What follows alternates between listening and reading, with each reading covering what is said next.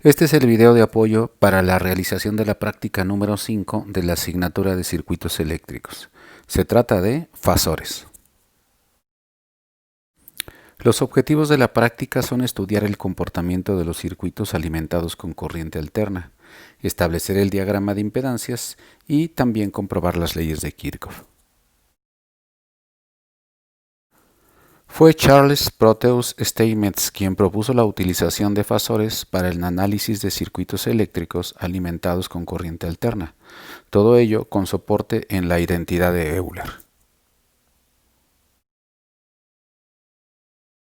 Las cargas puramente resistivas modifican la amplitud pero no la fase de la señal que las alimenta, en tanto que las cargas puramente inductivas atrasan la corriente respecto al voltaje, modificando la fase con un atraso de 90 grados. Finalmente, las cargas capacitivas atrasan el voltaje respecto a la corriente también en 90 grados, modificando en cada caso el diagrama de fasores correspondiente.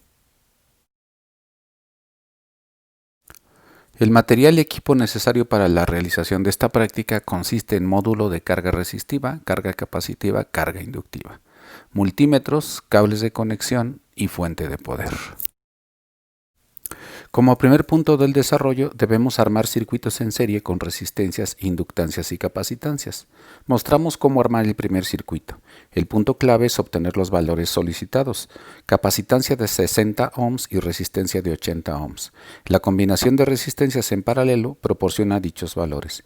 Necesitamos 2 amperímetros, uno para medir la corriente y uno más para los voltajes de los elementos.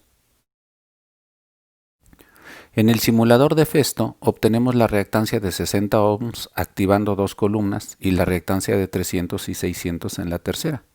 Después conectamos en paralelo las tres columnas. La resistencia de 80 ohms la obtenemos con dos columnas activadas y en la tercera la resistencia de 1200 ohms. Luego conectamos las tres columnas en paralelo.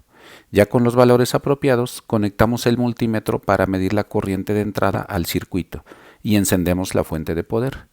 Calibramos el voltaje hasta obtener una corriente de 1 amper.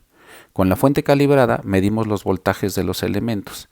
El voltaje de la capacitancia resulta ser de 60 volts, mientras que el voltaje de la resistencia resulta ser de 80 volts.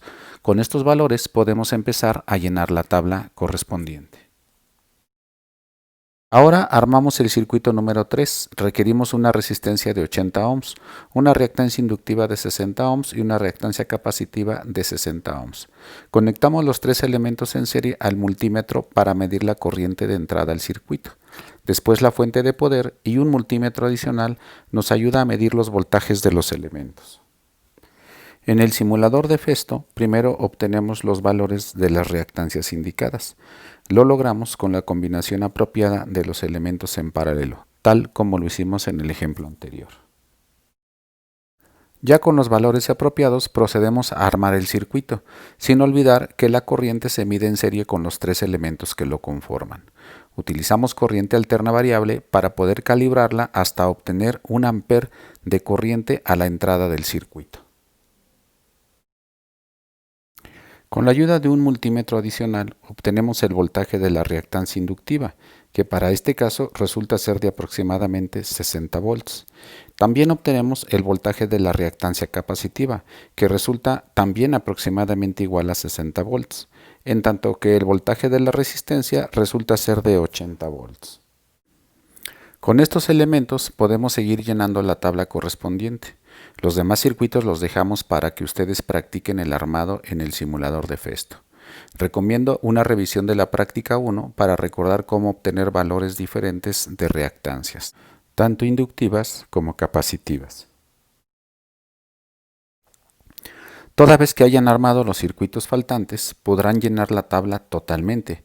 Y como siguiente y último paso del procedimiento, corresponde contestar el cuestionario de la práctica.